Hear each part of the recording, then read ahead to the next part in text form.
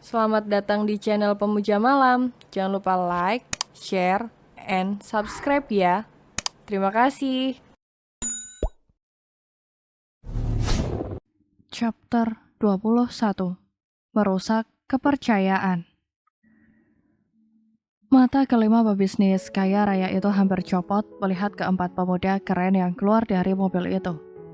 Cepat keluar Alia, suara tegas Valentino menarik tangan Alia agar segera keluar setelah membuka pintu mobil.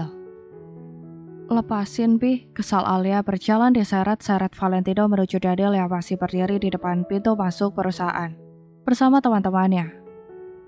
Sementara ketika teman Valentino menunggu sambil bersandar ke mobil. Kesini cepat, kata Valentino membawa Alia menuju Daniel.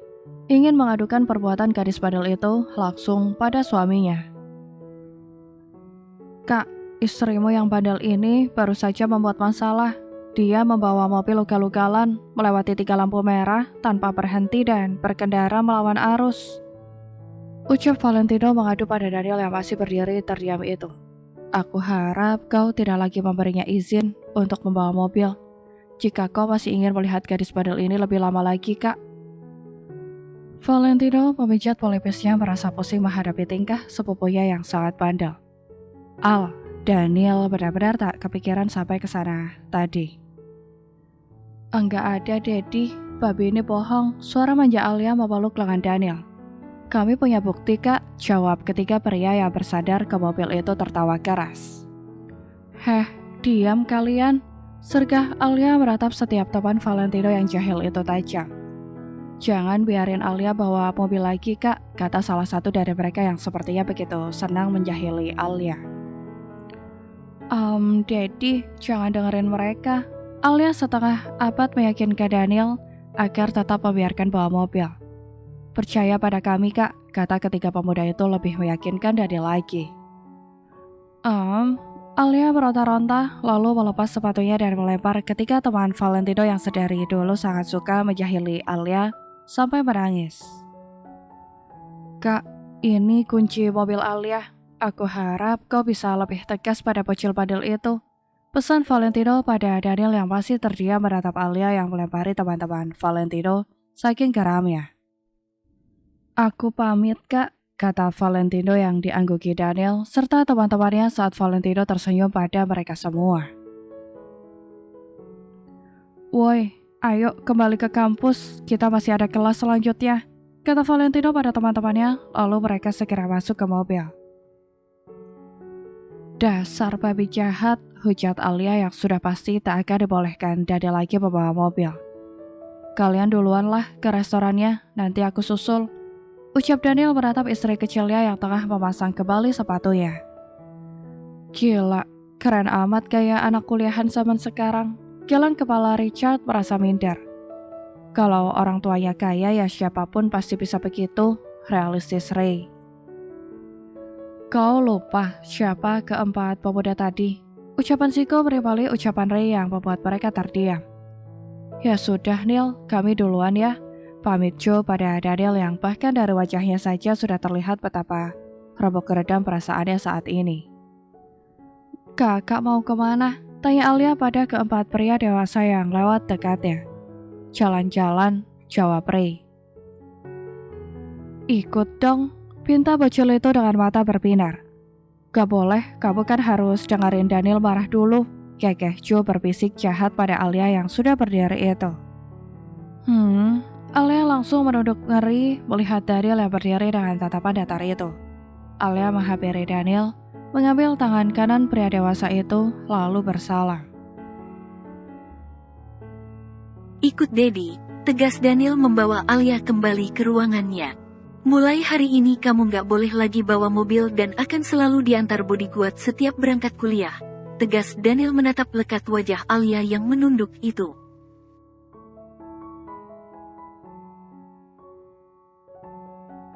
Yah masa gitu Dedi, baru juga tadi pagi Alia bawa mobil setelah sekian lama, lesu Alia menatap Daniel. Dedi percaya sepenuhnya sama kamu, salah sendiri kenapa merusak kepercayaan Dedi, jawaban ketus Daniel bersandar ke meja sambil memangku tangannya.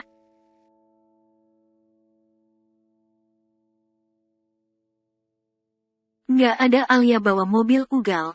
Ugalan Dedi, babi ngepet itu hanya mengaduk kita, jawab Alia meyakinkan Daniel. Daniel tersenyum kecut saat bocil itu malah terang-terangan membohonginya.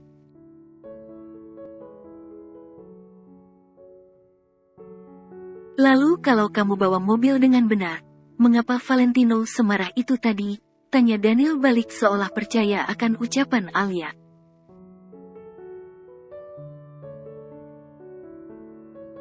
Dia mah dari dulu memang hobinya marah. Marah sama Alia, mau salah ataupun enggak. Jawab Alia mengatakan kebenaran, lagian memang sepupunya itu selalu marah padanya, jarang sekali dia baik.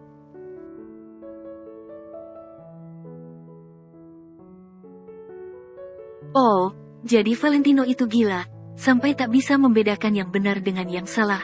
Tanya Daniel menatap Alia sambil mengangkat sebelah alisnya.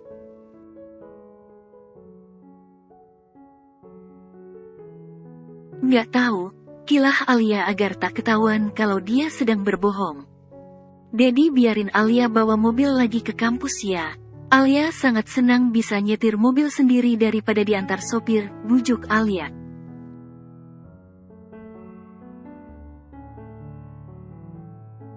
Tidak, ucapan Daniel tanpa bisa dibantah.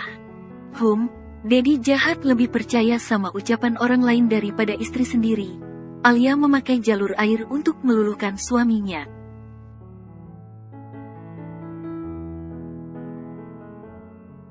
Daniel tersenyum lebar mendengar penuturan istri kecilnya yang mencoba mengorek isi hati Daniel. Kamu beneran tidak membawa mobil ugalan dan melewati lampu merah? Tanya Daniel ulang.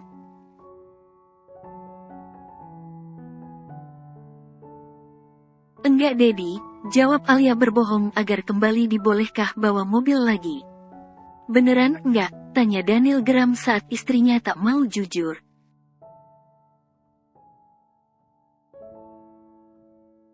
Enggak Dedi, jawab Alia dengan suara tersendat.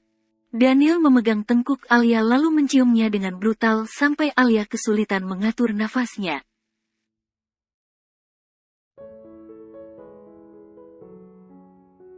Hiks, jangan, gigit, Dedi, ngeri Alia dengan suara tak begitu jelas menahan tangis saat Daniel akan menggigit bibirnya.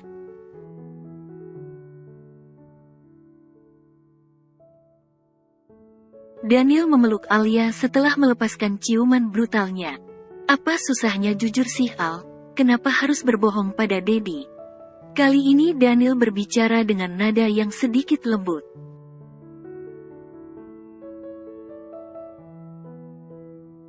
Valentino datang mengadu pada Dedi atau tidak? Dedi sudah tahu dari bodyguard kita dan kamu kenapa harus pakai bohong segala pada Dedi? Pertanyaan beruntun Daniel.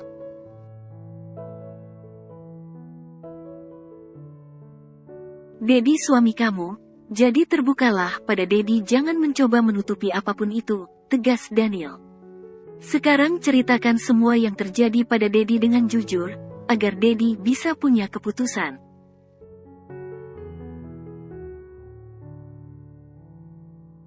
Ucap Daniel yang tak sampai hati juga langsung menghakimi Alia tanpa mendengarkan dulu penjelasannya. Memang Alia salah, tapi Daniel rasa ada alasan dibalik dia bawa mobil ugalan.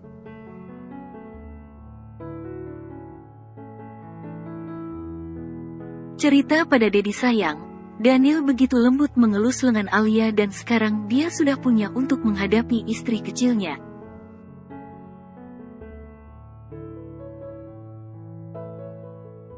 Tapi nanti Dedi marah, kata Alia takut. Makanya jelasin biar Dedi nggak marah, ucap Daniel lembut mengelus kepala Alia.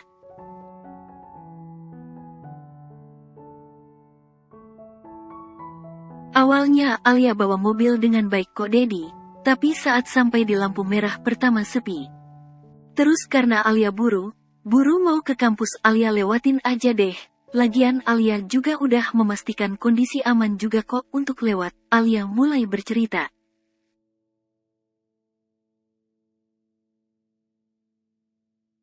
Terus, tiba udah ada polisi ngejar. karena takut Alia ngebut deh terus saking kencangnya sampai di lampu merah kedua nggak sempat nginjak pedal rem.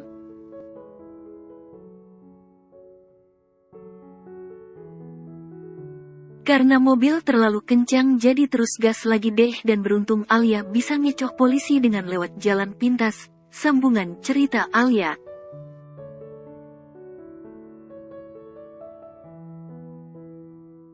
Membuat Daniel cukup takjub sampai polisi bisa dikecoh bocil bandel itu.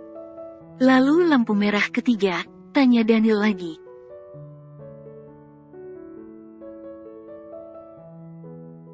Baru selamat dari kejaran polisi, tiba lagi mobil babi sama temennya. Ya Alia langsung kaburlah daripada diomeli abis-habisan.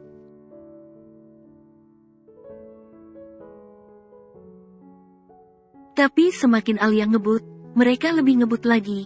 Cerita singkat Alia yang membuat Daniel sudah tahu bagaimana jalan cerita semuanya.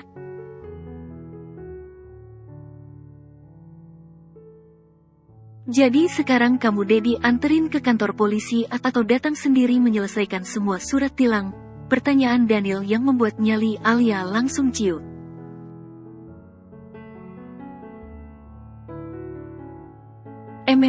Alia nggak mau datang ke kantor polisi. Rengek Alia memeluk Daniel erat tiba-tiba.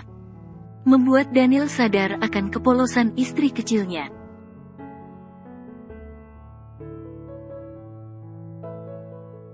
Oh, jadi kamu mau polisi yang datang jemput kamu terus dikurung? Daniel manggut yang membuat Alia semakin takut.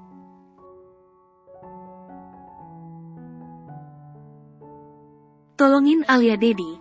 Alia nggak mau dikurung. Takut Alia karena walaupun dia ngumpet sekalipun yang namanya polisi pasti akan menemukan.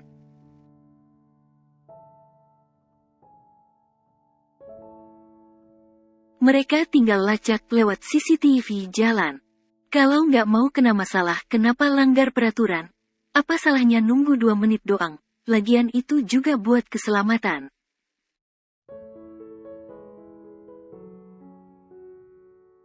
Kata Daniel yang membuat Alia jadi menyesal telah melanggar aturan lalu lintas. Tapi semua sudah terjadi juga jadi Alia harus bertanggung jawab atas apa yang telah dia lakukan.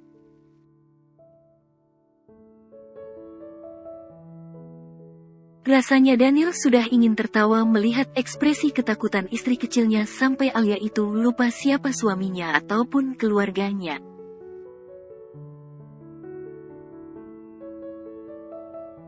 Alia yang tak banyak bersosialisasi dengan masyarakat publik, membuatnya sangat minim pengetahuan tentang berbagai urusan publik.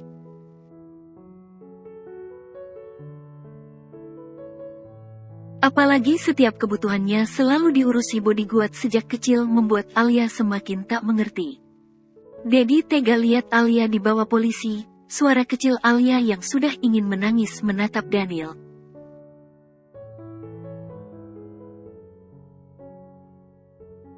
Ya Dedi bisa apa Al?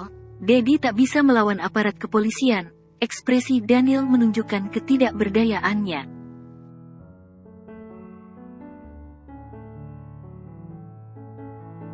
Pria dewasa itu benar memanfaatkan kepolosan istrinya.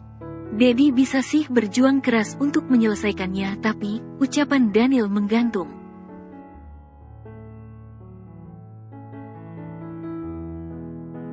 Alia janji bakalan lakuin apapun Dedi, kata Alia menatap Daniel. Oke, senyum semir Daniel dengan pikiran mesumnya.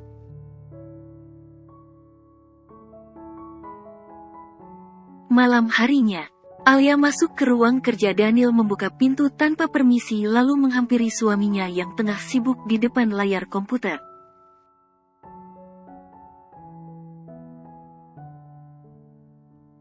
Daddy, sapa Alia hangat dan ceria berdiri di belakang kursi kerja Daniel lalu memeluk leher pria dewasa itu dari belakang.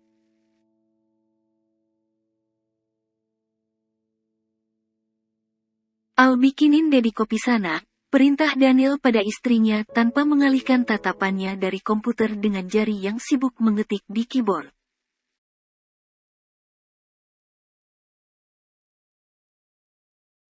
Nggak punya kopi, adanya air susu, ketus Alia merasa jengkel dengan suaminya yang tidak bisa diajak mesra kayak suami orang.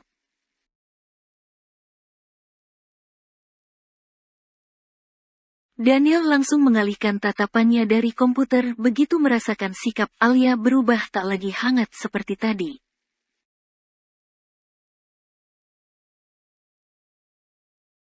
Daniel hanya bisa menahan tawa melihat ekspresi istri kecilnya yang berjalan dengan kaki menghentak ke lantai itu.